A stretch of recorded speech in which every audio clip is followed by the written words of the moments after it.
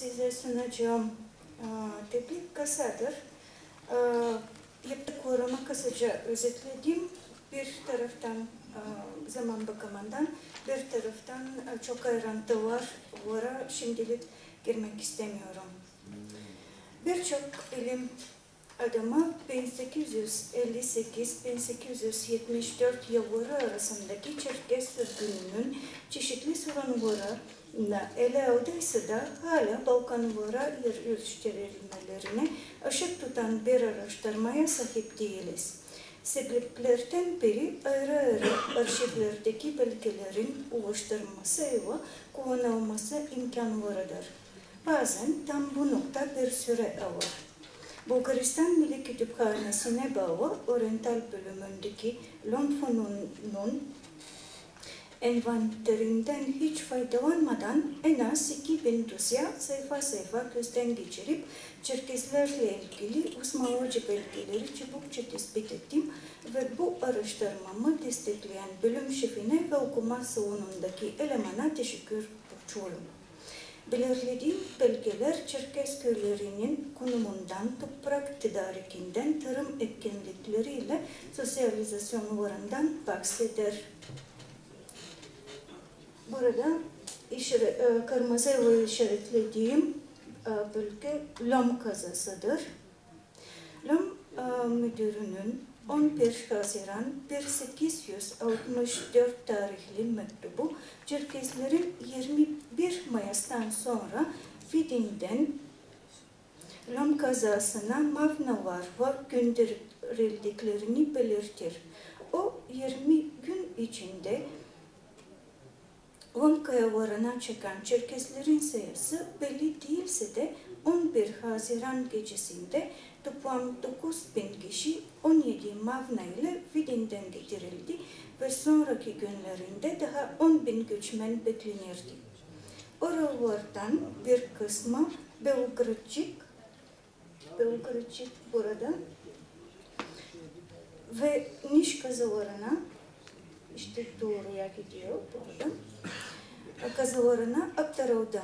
Ama Nisan 1864'te ödenen cenaze masrafları Çerkeslerin Lom kazasına ta Mayıs sonunda değil aynı yılın Mart ve Nisan aylarında geldiklerini ispatlar. 1864'ün Ekim ve Kasım aylarında Lom kayalarına taşınan Çerkeslerin bazıları Berkovça kazasına gönderildi. Berkovça bu taraftan. Yani görüyorsunuz üç tarafa gönderildi. Bir kısmı Lom kazasında kaldı. Bazıları Çurilova, Hudnyançı ve Dryanovçı köylerine barındırıldı. Olsun aşırı zayıflamalarından, olsun havalara alışamamalarından dolayı Aralık başlarında bu üç köyde 106 yetim vefat etti. Yani köyler burada Vodnyançı, Dryanovçı ve Çurilova. Lom burada kalıyor. Herhalde bu acı olay yerel yönetimi başka Çerkeslerin oralara yerleştirmelerinden vazgeçtirdi. 1865 ile 75 yılları arasında yerel makamların kurdukları Çerkes köyleri arasında iç güçler ortadaydı. Haziran 1865'te Kule kazasındaki Hamidiye köyüne yerleştirilen 15 Çerkes, Lom kazasındaki Yusuf İzzedin köyüne taşınmak istediler. Mayıs 1875'te başka 3 aile ise Ali Paşa köyüne yerleşti. Şimdi Lom kazasında haritada bayraklarla işaretlediğim 8 Çerkes köyü vardı. Yusuf İzzedin, Nusretiye, buradan Nurettin köyü, yakında Nevaşir, Ali Paşa burada, ondan sonra Belopole, sonra Feysaziz ve Raşidiye köyleri geliyor. Siz görüyorsunuz bugün bütün bu köyler Bulgarca isimleri var. Bazıları bölgelerde hem Bulgarca isimleri hem yani diyelim Çerkes Tatarca isimleriyle geçiyorlar.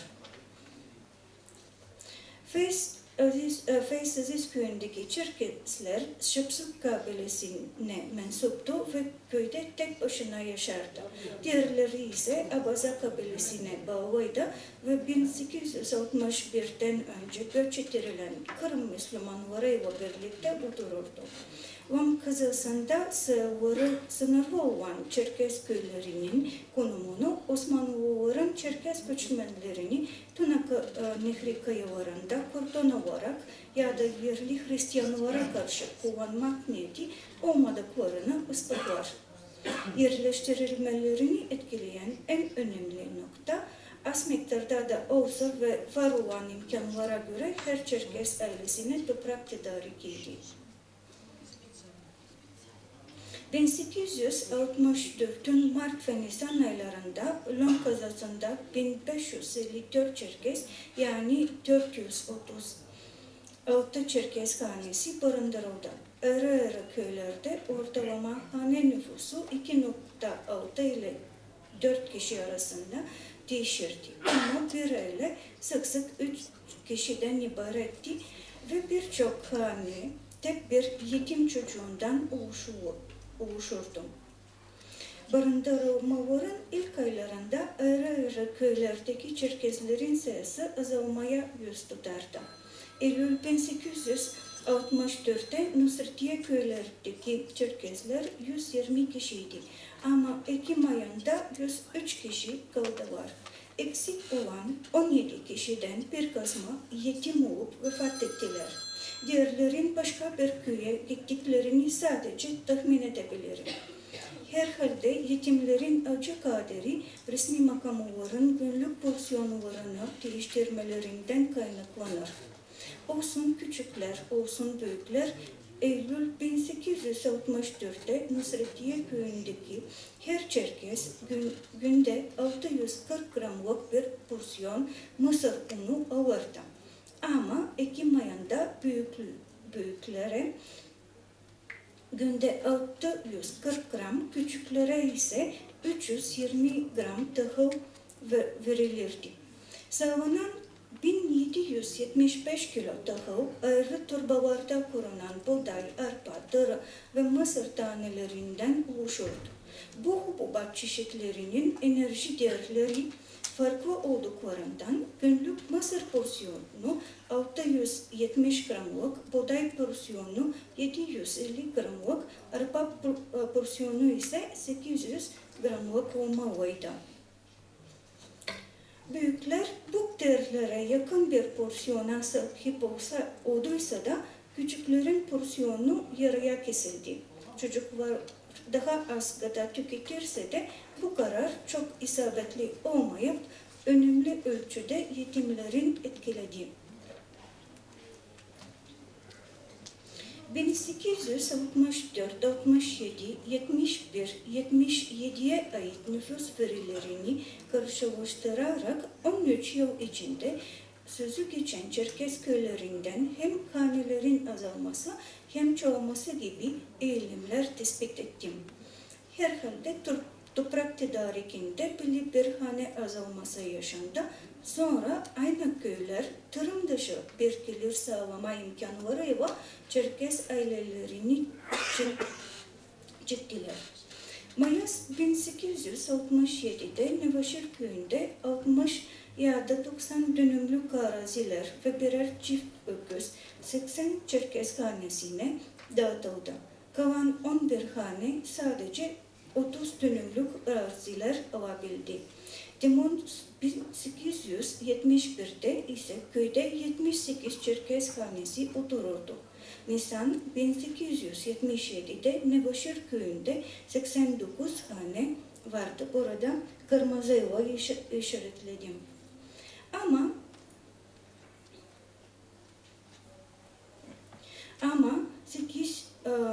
1867 ve 71 yılındaki sayısı 1864 yılındaki ile karşılaştırılırsa acaba 26 Çerkes hanesi ile ne oldu sorusu ortaya çıkar. Bu soruya en az 3 cevap verebilirim. Yüksek ölüm derecesi yanı sıra toprak tedariki sırasında birkaç Çerkes hanesinin komşu köylere sadece değil başka bölgelere yeniden yerleştirilmeleri de mümkündür. Temmuz 1871'de Nevaşir köyündeki hane sayısı savunan çiftlere hemen hemen eşit olduğundan herhalde gözlere sahip olmayan ailelerinin başkalarla birleştikleri tahminini ileri sürebilirim. Sonraki 6 yılda elverişli ekonomik ortam aramalarına yol açtı ve ya da başka Çerkes aileleri Nevaşir köyüne çıktı. Şimdilik her Çerkes ailesinin yapısı ve köydeki sosyal konumunu tanıtan nüfus defterlerini bulmadığından dağıtılan arazilerin büyüklüğü tam olarak neye bağlıydı sorusuna kesin bir yanıt veremiyorum. Ama arazilerinin çeşitli büyüklüğü ve sağlanan tarım aletlerinin çeşitliliğinden dolayı Van kazasındaki Çerkes ailelerinin elverişi ya da sınırlı tarım imkanlarıyla karşı karşıya kaldıklarını düşünüyorum.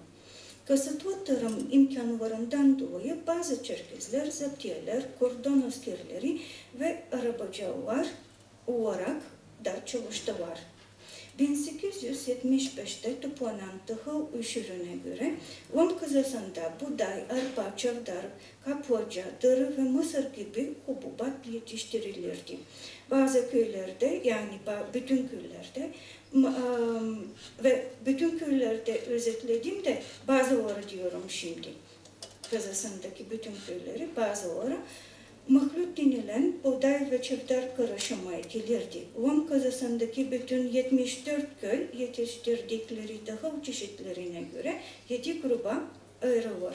Bazıları yalnız arpa ve mısır ekerdi, bazıları tüm 7 hububat türünü yetiştirirdi. Çerkezlerin ektikleri çeşitlerin sayısı 3 ile 6 arasında değişirdi. Bu özellik Çerkeslerin Van kazasındaki tarım ortamına alıştıklarına net bir işarettir.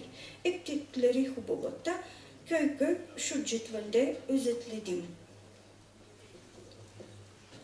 Her köyde arpa ve mısır ekilirdi. İşte burada arpa her köyde yetiştirilir ve mısır aynı. 5 köyde sadece buğday tarlaları, 4 köyde çavdar tarlaları, 2 köyde mahlut tarlaları da vardı. Belki 1875'te Nevaşir'deki ve Nusretiye'deki Çerkesler ya buğday ya çavdar tohumlarının yetersizliğinden dolayı buğday çavdar karışımı tercih ettiler. Belki kaplıca buğdayı çeşitlilik amacıyla yetiştirilirdi. Çerkeslerin elde ettikleri hasat miktarları yerli köylülerinkinden daha azdı. Herhalde Çerkeslerin mutfak geleneklerini ve hayvan besleme gereksinimlerini göz önünde bulundurarak Eylül 1866'da Osmanlı makamları Çerkeslerin yetiştirdikleri buğday miktarını satıp gerekli arpa ve mısır miktarlarını satın almalarına izin verdiler. Bu özellik 1875'te Ali Paşa köyündeki Çerkezlerin biçtikleri buğday, çavdar, kaplıca buğdayı ve darı gibi hububatlarla mısır miktarının satılık tahıl ve tüketim tahıl diye 2 gruba ayrılmaların şartına koşar. Belki araştırmamın en ilginç noktası Çerkezlerin elde ettikleri mısır miktarlarının kaç kişiye yetecekleri ve satılık tahıl gelirleriyle kaç kilo mısır alabilecekleridir. Bu problem çözülerek ortalama hane nüfusu ve satılık tahılın fiyatları gibi en az iki etken göz önünde bulundurmalı. Satılık tahıl gelirlerinin hesaplanması mevsime göre farklı sonuçlar sunar. Yılda defalarca yükselen ve düşen hububat fiyatları bölgeden bölgeye de değişirdi. Elimizdeki veriler tek bir bölgenin tahıl fiyatlarını tanıtmıyor. Dolayısıyla Ali Paşa köyündeki Çerkezlerin tahıl gelirlerini hesaplayarak zaman ve pazar yeri bakımından en yakın olan fiyatları ya da belli bir çeşidin ortalama satış fiyatını kabul ettim. Böylece 1 kilo mısır bedarı 18'er para, çifter 20'şer para, buğday ise 22'şer para olurdu. Göç döneminde Çerkez ailelerinin çoğu 3 kişiden ibaret olduysa da Osmanlı makamları her ailenin 4 kişiden oluştuğu düşüncesindeydi. Belki sakin bir ortamında yaşanan yerli Müslüman ve gayrimüslim ailelerinin ortalama kalabalığını göz önünde tutarak daha göç döneminde bu fikrini Çerkezler hakkında da ileri sürdüler. Bence Çerkez hanesinin ortalama kalabalığı da 19. yüzyılın 70'li yıllarında yani göçlerinden birkaç yıl sonra Balkanların daha sakin ortamında kesin olarak 4 kişiye arttı. Satılık tahıl gelirleriyle tüketim tahıl miktarını arasındaki bilançosunu tespit eden bütün hesaplamalarımın sonuçlarını şu cetvelde özetledim.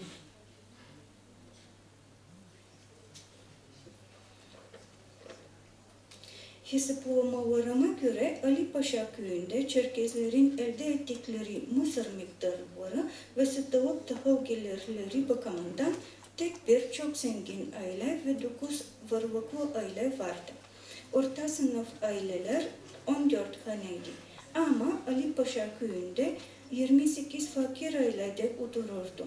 Onlar 4 kişilik bir ailenin yıllık mısır ihtiyacını sağlayamıyorlardı.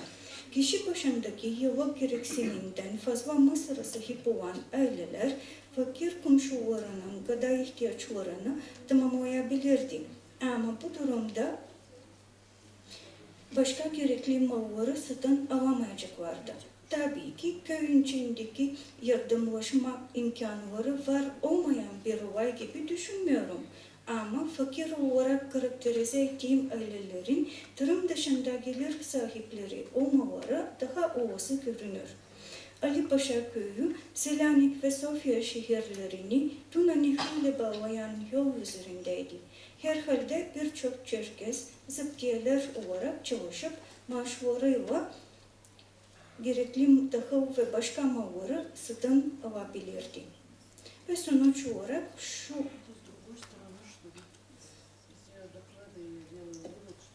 belirtmek istiyorum. Van fonundaki Çerkezlerle ilgili belgeler günlük yaşamlarına bütünüyle tanıtmıyorsa da elimizdekiler köylerinin konumlarına, demografik ve ekonomik özelliklerine ışık tutar. İlk aylarında büyük zorluklar çekip önemli ölçüde can kaybı yaşadılar. Zamanla yeni ortama alışıp 1877-78 Rus-Osmanlı Savaşı'na kadar bölgenin ekonomik etkinliklerine ve güvenlik işlemlerine katıldılar. Ve dikkatiniz için teşekkür ederim.